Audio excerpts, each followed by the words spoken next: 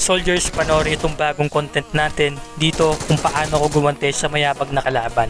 So bagong lahat, panoorin nyo muna yung intro natin kung paano ako mag-spray. Napaka-stable ng M4 ko dito, pati ng aking MG3, napakalupit. So ayan, pansin nyo yung kalaban dito ay sobrang confident.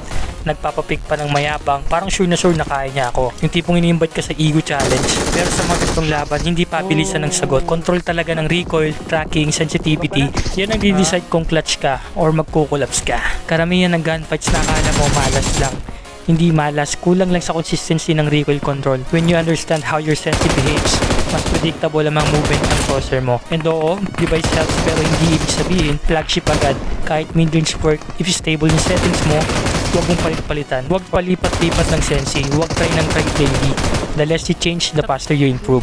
Pag consistent ka mag-training kahit 10 to 15 minutes a day, mapapansin mo, mas smooth yung tracking mo, mas less panic aim mo, mas mabilis yung muscle memory mo, mas confident ka sa peak fights, hindi mo na kailangan isipin yung recoil, pusa ng gumagana. Kaya master your control recoil, keep your sensitivity stable, and mag-invest ka sa consistent training kahit short sessions lang. Road to 30k na tayo, follow for more.